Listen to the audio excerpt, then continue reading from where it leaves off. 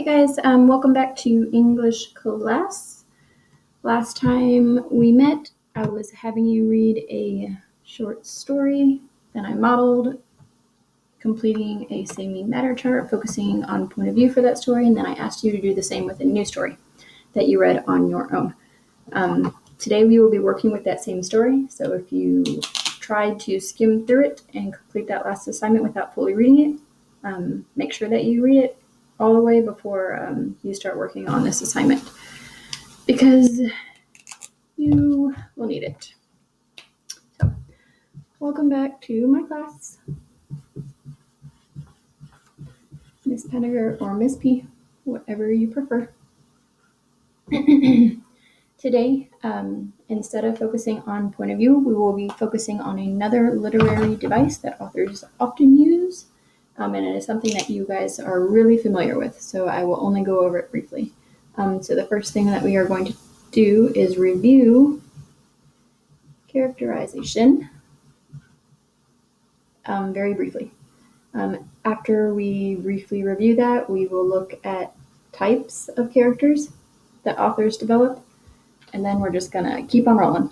After we get done reviewing characterization, and it doesn't matter what English teacher you have, whoever your English 1 teacher is, we have spent so many days on this, which is why I'm not spending a lot of time on it. Afterwards, we will look at the story I just asked you to read. Story of an Hour by Kate Chopin. So when we're looking at the story today, we will be focusing on characterization and or the types of characters within a story. So if you are thinking that this video will reveal the ending or summarize the story in any way, shape, or form, that's not what this is. I will be talking about the writing techniques that the author uses, so don't think that you can watch this video and get out of reading it, because it won't work, and it will not help you on the quiz that you have to take for the next assignment. So don't try and cheat and skip the video or skip the story by watching this video. That will make me sad. It will make me happy, however, if you reread it before you take the quiz in the next assignment. All right, so let's start the lesson. Today we are going to be looking or reviewing characterization. You guys already know that characterization entails all of the elements an author includes in a story to reveal a complex character. So basically, any device that an author uses or employs in his writing that creates a complex character. And it must be complex. If we are not talking about complex characters, it's not actually characterization. So the reason, why do we care? Why does it matter for them to create complex characters? If the characters in the stories are superficial, or they aren't realistic, or they aren't something that authors can relate to, people won't read the book because it's not interesting. If there isn't realistic characters in it, nobody's going to read it. If there are realistic characters, if it's somebody that they can relate to or understand in a deep way, it makes the books more interesting. So that's why authors create these complex characters, because they want readers to really, really get into the story that they're reading. All right, so we have talked briefly about characterization. We know what it is. We know what we have to pay attention to when we're trying to see characterization. And just in case you don't remember, to understand a character, to see how truly complex they are, we have to pay attention to these three things: what they say, what in the world are they thinking, and what are they doing. And when I say do, I mean action. What actions do they commit in the story? So to understand characters, we need to pay attention to what they say, what they think, and what they do. And that will help us know who they are as a person. All right, now that we've looked at that, let's talk about, I really enjoy this color marker, types of characters. So the very first type of character that we are going to talk about today is a dynamic character. And again, at any point, you can pause this video if you're wanting to take notes, or you can just write with me, or you cannot write at all and just go back to the video as needed. So a dynamic character is a character that changes throughout the story. So an example of a dynamic character that you guys would all be familiar with would be in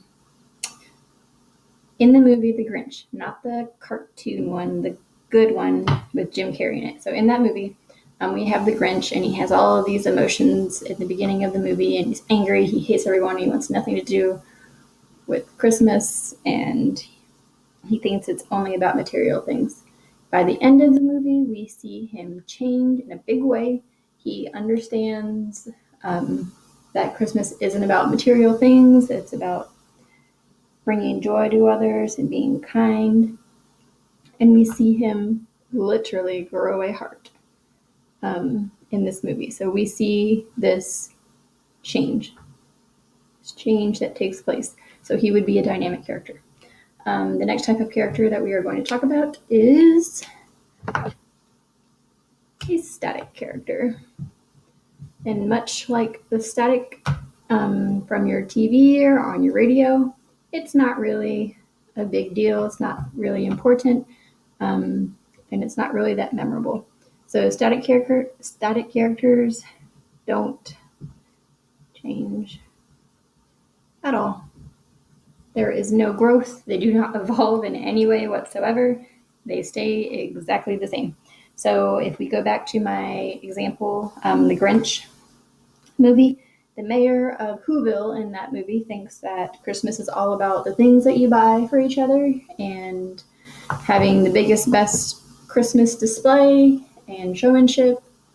And at the end of the movie, it doesn't change at all. He still thinks that Christmas is all about those things. He doesn't change. So static characters don't change at all.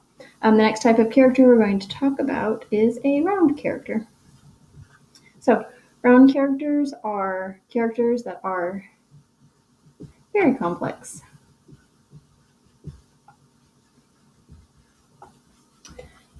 So these type of characters have lots of emotions. There's different layers to their emotions. A really good example of this would be when the ogre in Shrek talks about onions. He says that he's an onion and he has layers because he's going through this mental process at the idea of getting rid of all the fairy creatures from his swamp and what it will take and what he'll have to do and blah, blah, blah. So round characters are complex characters, just like an onion. That's my onion. Not really a great onion, but an onion.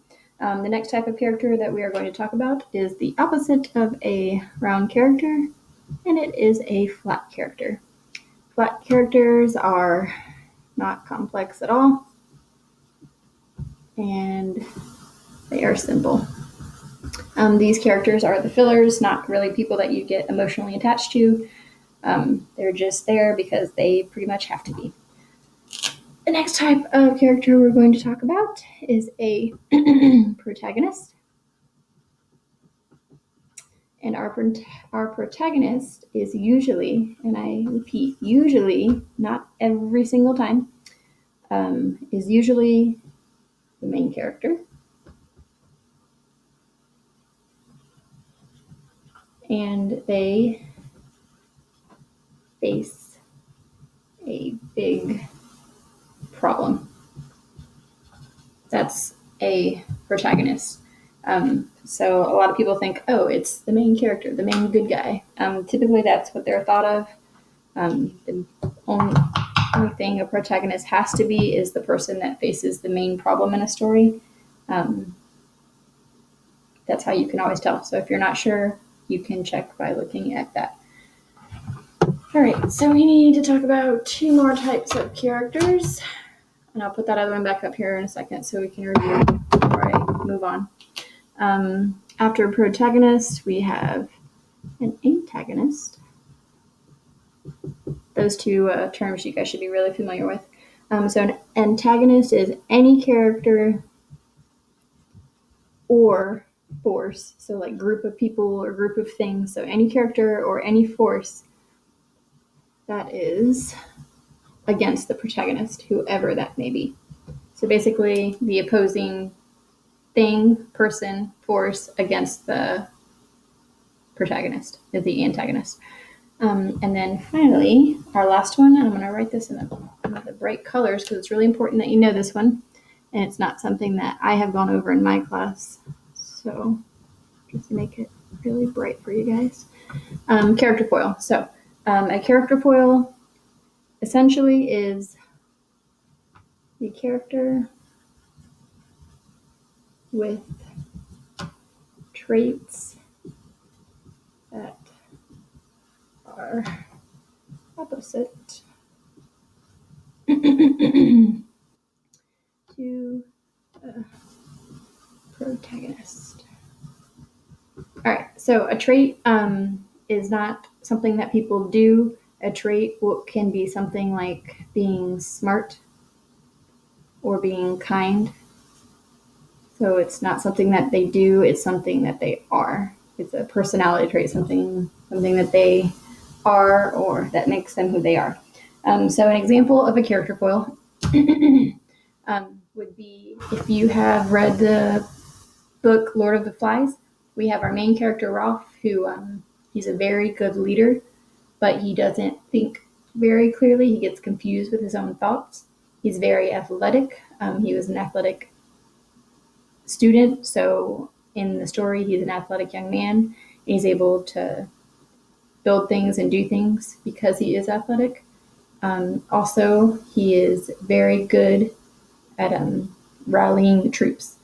His character foil, if you have read this story, would be Piggy. He's overweight, he has asthma, so he's not athletic like Ralph is.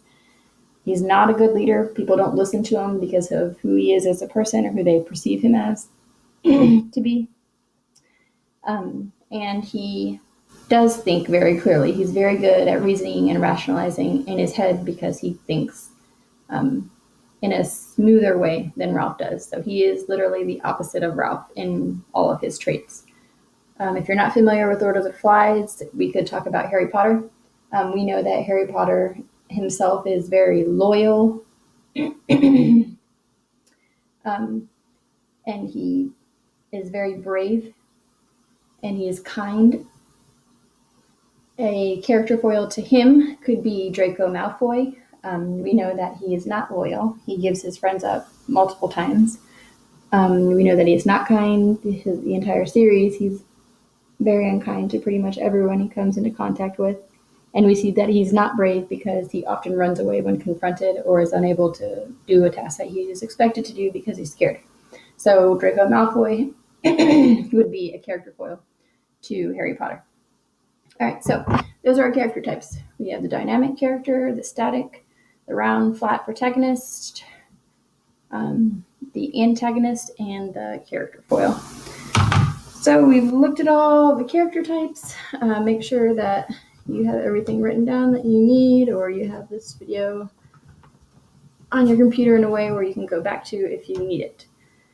All right, so now that we've talked about characterization, we are going to move into the next part of the lesson, which is to focus on the story of an hour. So to read the story of an hour, you will have had a link on the assignment page that says reread story of an hour, and when you click on it, it will take you here where you can reread it. You should. I really advise that you read it twice.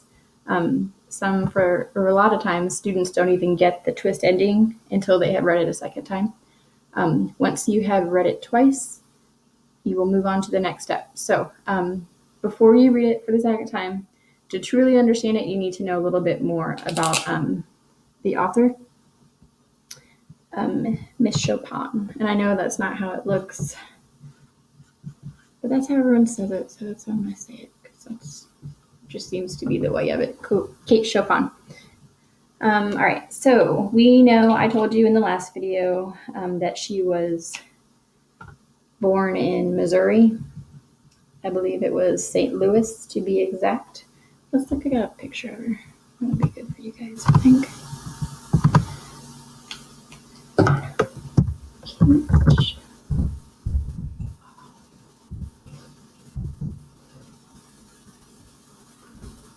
Big picture of her. All right, there you go. That's what she looks like. She is a 10 out of 10 because she's a beautiful woman and she was really, really smart. All the great things. All right, so we know that she was from Missouri. I told you that last time. We know that she was born in 1850s. If you paid attention in history class, you know that we had a lot of stuff going on during that time. Her stories resonate with people, I think, because of the type of life that she had. And I want y'all to understand that it was tragic. A very tragic life. So she had, I think, 4 sisters. 4 sisters and 1 brother. So all of her sisters died in infancy. So if you don't know what infancy means, that means that they all died when they were infants, little babies, like new babies. She had 1 brother that was significantly older than her, and he enlisted in the army, and he also died. Sad stuff. Shortly thereafter, her father was riding a train over a bridge, and the bridge collapsed, and he also passed away. So pretty much all of the people in her life, other than her mother, passed away when she was very, very young, and it was just tragic. That's really sad. So because of all of those terrible things that happened, she ended up growing up with her mother, her grandma, and her great-grandma. So these are the people that raised her. All of these women were widowers, which means that their husbands had passed away. And something interesting about her great-grandmother, she was the very first lady to legally divorce her husband. Very first person to legally divorce her husband. After she divorced her husband, she raised, I think it was 7 kids on her own and ran a business. So Kate Chopin grows up surrounded by these women that speak multiple languages, are very intelligent and self-sufficient, and they get things done. Go-getters, the type of women that you would like to see as role models. So knowing that helps you understand her a little bit better. The next thing you need to know is that she got married when she was 20 years old, and then she had 6 kids, I think is what I told you last time. It's a lot of kids. In her 30s, she also was widowed, now with 6 kids. So her husband passed away in her 30s while she still had 6 kids. That had to have been under 10 if she had them during her 20s. After her husband passed away and she was a widow, she started writing fiction, short stories, and she sold those short stories to provide for her family. So just like her mom, her grandma, and her great-grandmother before her, she was able to take the lead role of the house and support her family, which was a big deal at the time. So now that you know all of these things and what makes her who she is, it will help you understand the overall theme of the story and some of the feelings that her character was having throughout the story. All right, so now that we have talked about all that, what you guys will be doing next is not looking at her picture anymore. On this page, you will click, after you've clicked on the link and you've reread the story, knowing all these new things that you know now, you will go back to this page. It says download the Say Mean Matter chart, which is at the bottom. So all you have to do is click on that, and it will show up over here. And then it says complete the chart and upload back to this page. So you will open it, and it's right there. You guys all know it and love it. For this story, I have included the definition of characterization up here at the top. I'm asking you to select 2 lines that show characterization. Make sure that you put your quote in quotes, because if you don't, it's stealing. After you have put your quote in the first column, the second column is the mean, and it says, is this something the character did, said, or thought? So question number 1, you are identifying this characterization as something the character did, something they said, or something that they thought. The next part of this question, because there are 2 parts, do not forget to answer both of them. The next one says, what does this reveal about the character? So I want you to choose a quote that is substantial and worthwhile, that actually reveals something about the character. So don't just pick a quote because it's short. Pick something that reveals something about the character, something that adds depth to them. So you will do that for 2 quotes of your choice. It's up to you. Then you get to the matter section, or the matter column, and it says, how does Kate Chopin use characterization to create complex and interesting characters? So it's a pretty straightforward question. I have even included the idea that complex and interesting should be in your answer.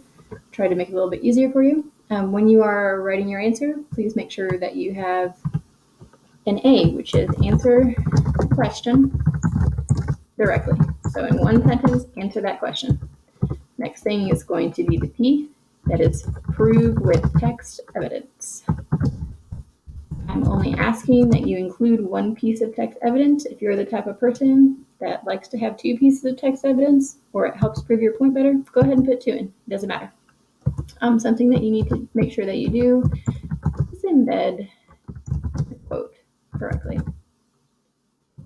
Or quote, your quote.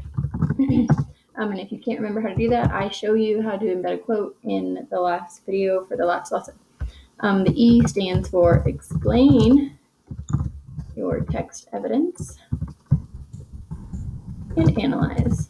So that is the purpose of this entire activity, is to analyze the literary devices that author used. So if you don't explain your text evidence and analyze it, then this is a big waste of time. Don't skip that step. It is the step that most of my students miss. The last thing is S for sum it up. And that is when you just wrap up your answer, finalize it. If you haven't explicitly listed the literary device used or whatever you need to, you can do that in the sum it up sentence. After you are done, you will hit File and Save As.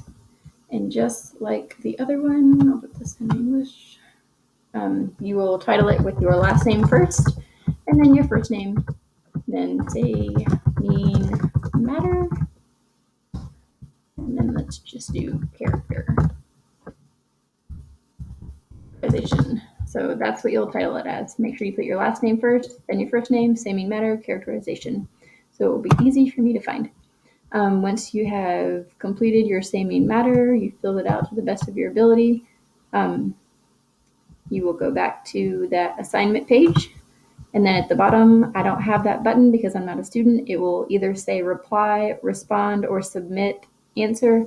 You will click on it, and then you will have to upload your file.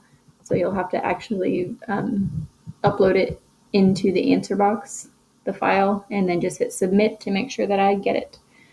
Because this is the second say mean matter chart that you will have done for this week, this one will count as a quiz grade. So make sure that you try your hardest because it is our first quiz grade since we have taken on this distance learning endeavor. That's pretty much everything. If you have any questions, you can email me or you can email your teacher.